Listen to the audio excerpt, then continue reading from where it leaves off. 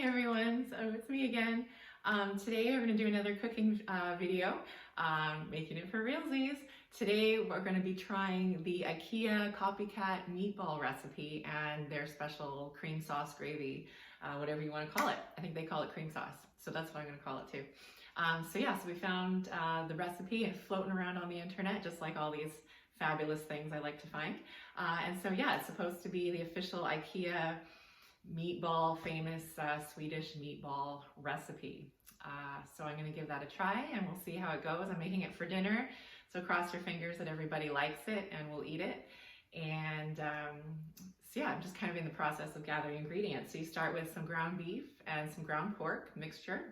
So I'm going to be squishing those all together. You've also got an onion finely chopped, so I'm doing my best to finely chop it. You don't want big oniony chunks in it. Some garlic, some breadcrumbs to keep it all together, an egg to keep all the balls together, some milk, and salt and pepper. So that's just for the meatballs. And then the cream sauce ingredients are like butter and oil and like Dijon mustard and soy sauce and some interesting kind of things. So I did have to go out and find a few things that I didn't already have in my pantry. A lot of the stuff I already had, which was cool. I'm going to kind of get started, move a little things around, and we'll see how it goes. Wish me luck. Making it for Realsies, Ikea Swedish meatballs. I haven't had these in ages. I hope they're awesome. Okay, hi. So it calls for 500 grams of ground beef, and so I could only find big packages, so I'm going to take about half of it. Vegetarians, I'm sorry. Vegans, I'm sorry. They are meatballs. Maybe there's a way to modify it to make them vegetarian, like if there's vegetarian ground, like there's all the Beyond Meat and all those kinds of things nowadays, so maybe you could modify it to make it vegetarian. And then it also calls for the ground pork as well. So again, I had to overbuy, so I'm going to split my package in half, and then I'll freeze the rest and use it in chili or something else where I need ground meat in the future. I really don't use pork much, but I'm going by the recipe as close as I can, like 99.9%. I'm going to Purell it, kills 99.9% of the germs. I'm going to give that a little bit of a squish together just to kind of get it started. I think that it'll touch more of the pork. I guess I could even use all of it, but I don't know, because I don't actually know how much this is going to make, never having done it before. So it's probably better to have a little too much than not enough. So I'm just going to throw in a little extra. We'll do that. Okay, then I'm going to wash my hands one more time. That's better. So I grabbed the rest of my ingredients. I'm going to try and chop my onion a little bit more. I've got my computer with my recipe over there, so that's why I keep looking over there. Direct your attention. So next up, they want the onion, so I'm going to save that for last so I can cut it up a little bit more. Then they want 1 clove of garlic, crushed or minced. I don't really do real garlic. It's kind of a pain, so I just do the jarred stuff, minced. So it does still have like little like bits in it. So we'll do that. So 1 clove of this stuff is equivalent to a half a teaspoon. So let me grab a half a teaspoon.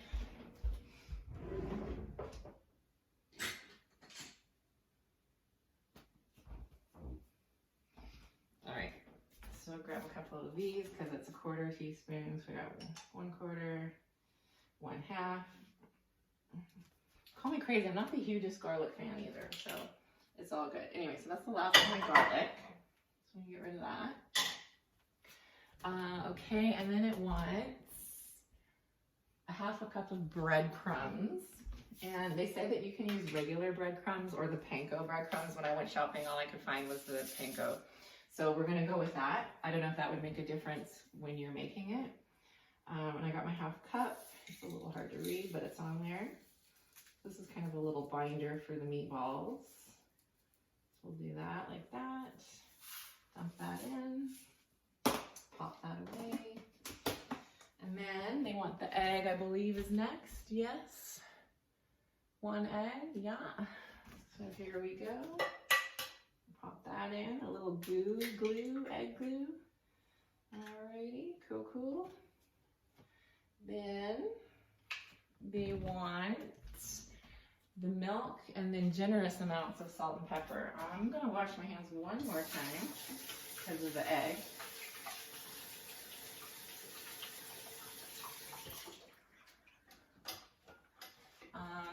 For the cream sauce calls for heavy cream. So I just got the heavy cream. I figured whole milk is going to be close enough to cream or vice versa. So I'm just going to use this for my milk product in the meatballs. I think it was 5 tablespoons. Yeah. So I have my tablespoon here. So we'll count those. Count with me, won't you? Here goes. Number 1, 1 Milky Wilky, 2 Milky Wilky, 3 Milky Wilky, 4, and 5. There we go. All right. So that's good. And then it just calls for salt and pepper. So I guess you just add that in at your leisure. Add milk and season with salt and pepper. Yeah. Okay. So we'll do that. I don't really know what a generous amount would be. So I'm just going to maybe pour some in, dump some in carefully. I don't know, a little bit in my palm. We'll go with it. Can't really season, can't really taste raw meat as it's going. And so I'll throw in some pepper. There we go. Okay. And then I've got to do my onions. So I'm going to kind of go back and finish that. So I'll throw in my onions. There's a little bit for show. And then I'll be back in a bit. Hang tight. All right, so I'm just mixing this. I started doing it with a fork, and then I thought, that's not very efficient. So I just started using my hands. So they say when you're cooking, it's good to use your hands, right? They're clean. I wash them. Anyway, so then once this is all mixed together, then you just make them into the balls, and then you put them on a plate, and you put them in the fridge for, they suggest 2 hours. So that way they hold their shape better, because then you fry them in some cooking oil, and then you bake them. So that way when you fry them, you get kind of like that nice little crust, that little sear, and then you bake them to cook them the rest of the way through. And then while I'm doing that, I'm gonna do the potatoes. You can do the roasted potato, or not roasted, the boiled potatoes, like the nugget potatoes, or they even say you can do mashed potatoes. So normally when I've had it before, I've always gotten the nugget potatoes, and then obviously put the sauce on that. That's always how I've had it. However, my family is less interested in those kinds of potatoes. So I'm gonna make a mashed potato, which I think will be fine because, you know, potato, right? Potatoes are like awesome. Potatoes are the best. So yeah, so I opted to go the mashed route. So that always takes a little while, unfortunately, but if it keeps, everybody should prefer the mashed potato to the nugget potatoes. Nuggets. So yeah, so I'm gonna finish these. I'll make them into some little balls. Actually, maybe let's do a little ball demo right now, shall we? Okay, so here we go. Let's see what I come up with. So I'm gonna grab a little meat. They don't say how much to take though, is the thing, like a tablespoon, 2 tablespoons. I guess we'll just kind of gauge it. Like, I feel like this, what I've just now done, is probably too big. So maybe I'll make one a little smaller than that. I'll take like a pinch. I don't know, this, if you make them too small, then they get tedious. So this is smaller. This is maybe about palm size. Right. So I might go with that. What is that? Like maybe 1.5 inches diameter. Ooh, it's a planet. Yeah, anyway, so yeah, so maybe I'll aim to make a bunch of those, and I'll put them in the fridge for a little bit to set up before I pan fry them. So I'm gonna go to town and do that because I don't know how long that's gonna take me. Probably a little while. Sorry, I'm too tall today. And yeah, here we go. Okay, so this is my plate of balls. I'm gonna put those in the fridge, and I'm going to prep my potatoes to cook those. So yes, so here we go. Into the fire. Look at my fish while you wait. So fancy, right? So these are the potatoes I have. They're just the yellow, I believe they call them mashing potatoes or creamer potatoes. And yes, I'm pretty sure there's an off-color joke in there about meatballs and creamer potatoes, but I'm just gonna leave that like that. You didn't hear that from me. You can also get the nugget potatoes, and they have some fun ones of those too. You can even get like the multicolored ones, or you can just get the solid color ones, depending on how wacky you're feeling. But like I say, I'm gonna go with the mashed, so I got the creamer potatoes because I like these for that. They make a nice texture. So stay tuned.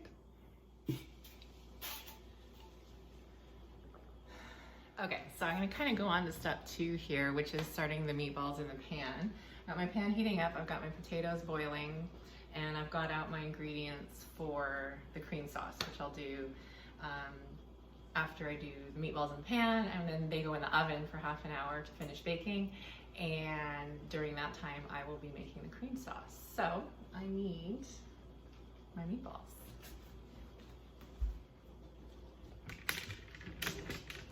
All right, so here goes a little oil.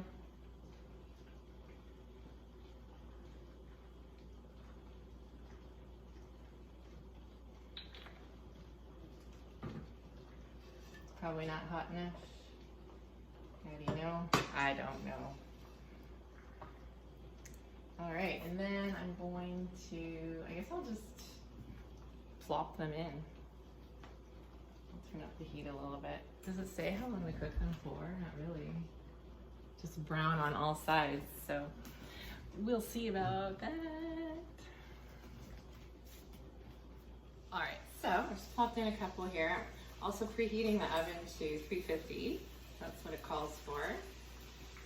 So we'll get these guys going. I didn't make them super uniform. I'm afraid I might have made some of them too big. I feel like this is a good size, but some of them are bigger than that, but oh well. A variety is probably fine, right?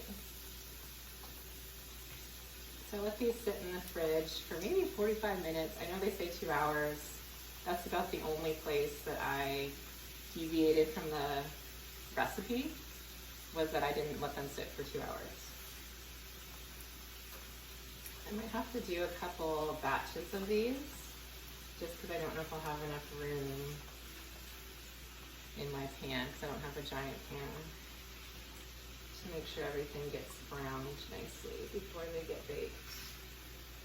Get baked. Ooh, so funny, right? Anyway, I'm going to carry on with this little process. I'll be back. Alright, so here's how our meatballs are cooking, so you can see if they're getting nice and brown, and then I'm just kind of gently, I'm not left-handed, and I'm doing this with my left hand, kind of rotating them so that all the sides will get browned. So that's that. Potatoes are still going, and I have a few extras waiting to go in. Then after that, we'll be doing the sauce, and oven's preheating. That's good for now. All right, so we got our last bit of browned meatballs. I'm going to pop them over here in the pan to bake.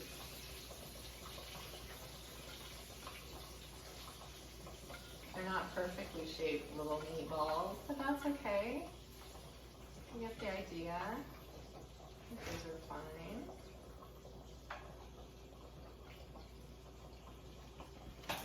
Set that aside. And then we have to cover it with tin foil. Now my question is always, does anybody know, can you tell me, do you put it shiny side out or do you put it matte side out? I usually put matte side out, but I don't know what's right. So I'm going to cover my pan with that.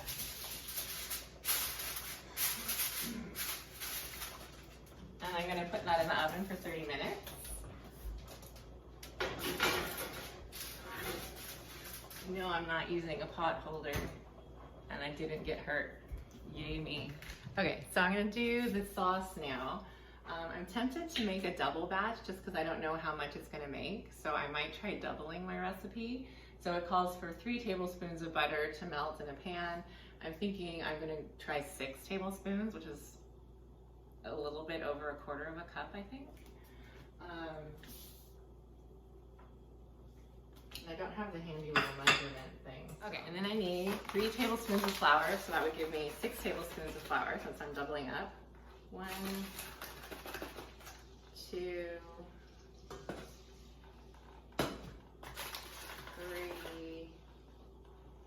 with me for, all together now, 5. And last but not least, 6. How many is 6? Remember that, Sesame Street? And then I'm gonna grab a whisk and whisk that all together. I don't have a proper whisk, I just have a mini whisk. A baby whisk. So that's gonna go in there, make a nice little sauce. That looks pretty easy peasy to do. All right, I'm taking it off the heat just for a sec. I don't know how long this next part's gonna take me.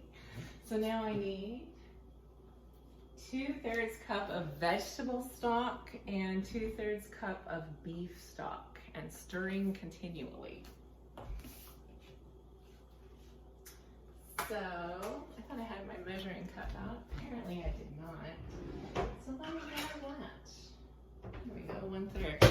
1/3. All right, so 1/3 of each. So here's 1/3 of my beef broth. Actually, I'll need 2 of those, right? Because we're doubling. Don't let me forget, because I am prone to making mistakes. This is no exception.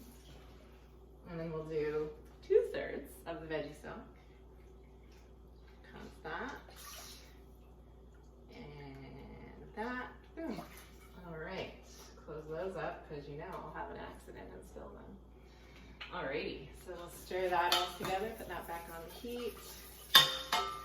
Heat is on. On the stuff. Yeah.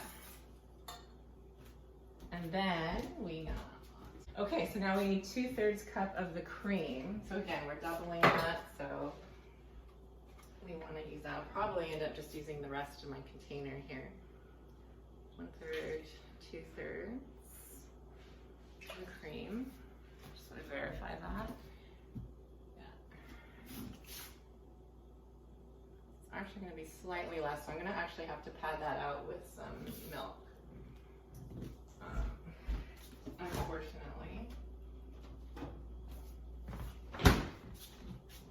because I used that in the other, although I don't think it would have made that much difference. Anyway, I'll just use half and half. At least that'll still make it that thick quality and slightly lower fat. Okay, so then after that, then we want to have 4 teaspoons of soy sauce. Teaspoons, not tablespoons. Teaspoons. See, I'm glad I checked that, because you know it was going to be wrong. All right, 4 teaspoons. I'm like triple checking, yeah. So here's 1, 2, halfway there. Squidward on a chair. You know what's funnier than 24? 25. It's true. I'm laughing on the inside.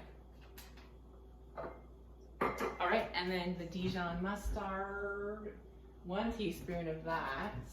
I don't think I've ever used Dijon mustard in anything before.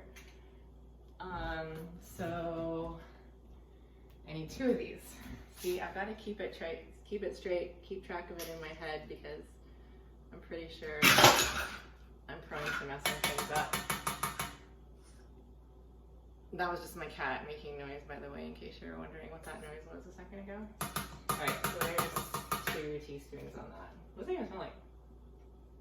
Mustard.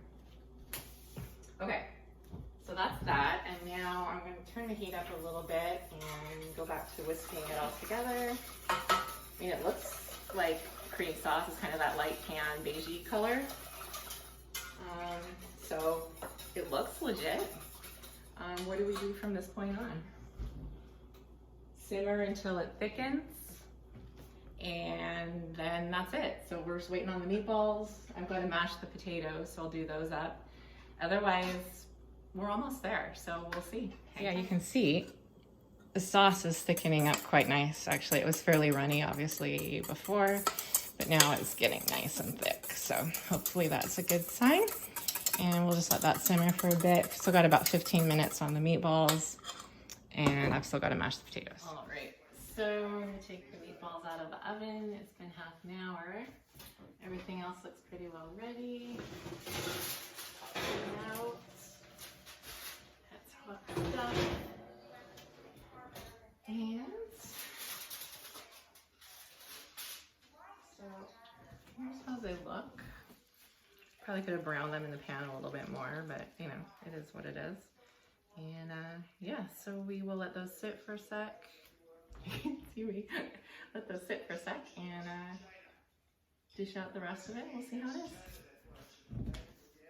Okay, so this is it plated. So we got the meatballs. I went with the cream sauce and the potato. It's probably gonna be super hot, so let's do this. I'll give it a try. All right, so here's potato.